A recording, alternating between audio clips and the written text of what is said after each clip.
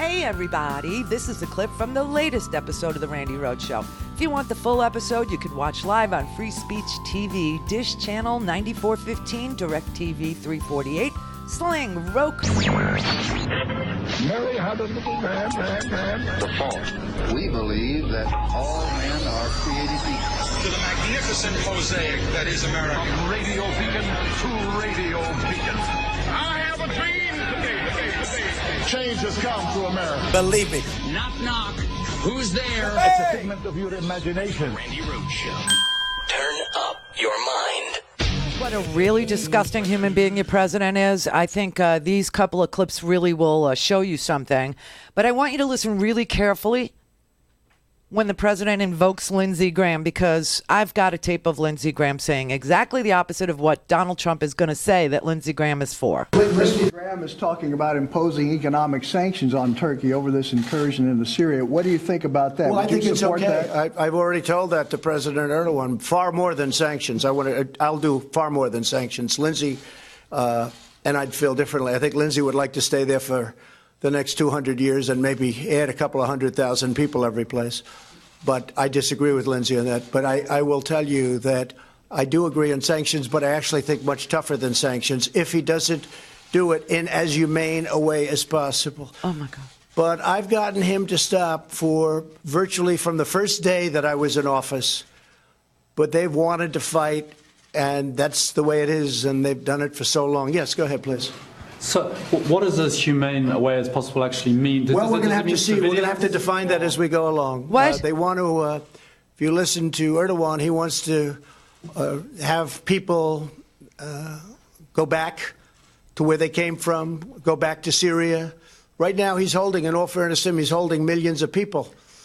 That would be all over the place if he wasn't holding them. So he wants to repatriate. He wants to have them go back into the area that he's looking at. But we'll see. We'll see how he does it. He can do it in a soft manner. He can do it in a very tough manner. And if he does it unfairly, he's going to pay a very big economic price. Oh, my God. You have to kill people in as humane a way as possible. And Donald Trump doesn't know what the rules of war are. He doesn't know. We'll make it up as we go along. We'll see. We'll see. He can kill people in a soft way, or he can kill people. This is insanity.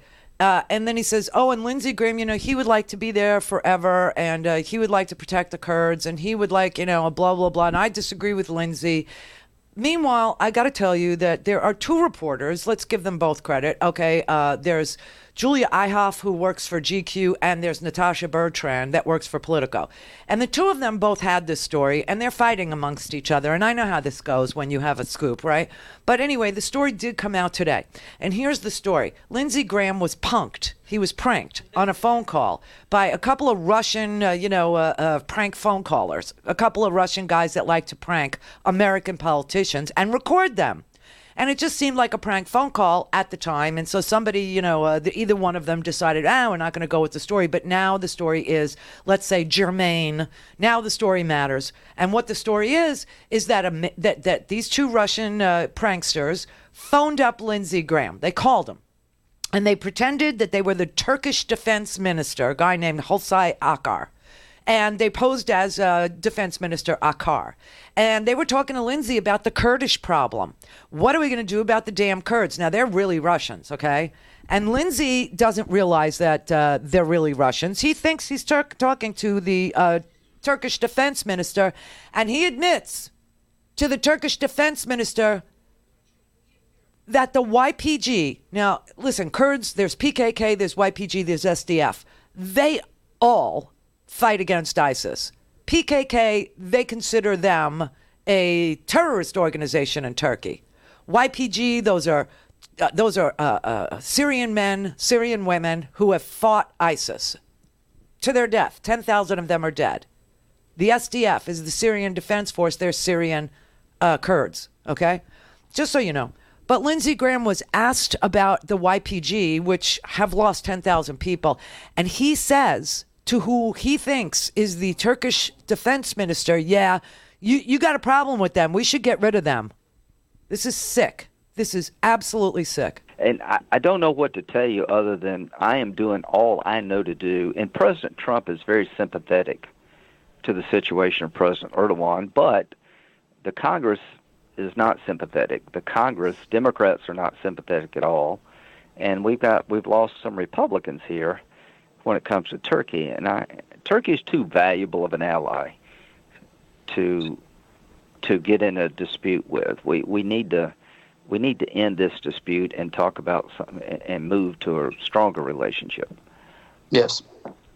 Yeah, and I'm trying everything I know. You know, your YPG Kurdish problem is a real problem. Oh. I told President Trump that Obama made a huge mistake in relying on the YPG Kurds. Oh. Everything I worried about has come true, and now we got to make sure that Turkey's protected from this threat in Syria. I'm sympathetic to the YPG problem, and so is the president, quite frankly. Mm-hmm. Mm-hmm. So what I want to do is make sure that Turkey is not threatened by any settlement in Syria. I want to make sure that Turkey has a stronger relationship with the United States under President Trump, that you get back in the F-35 program, and that we don't sanction our friends. That's my goal. We don't sanction our friends. I see.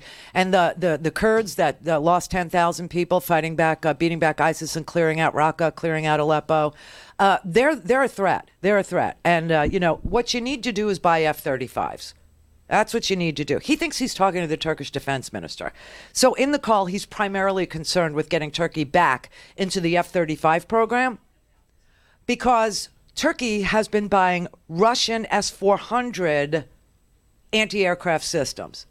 Turkey is flying Russian aircraft.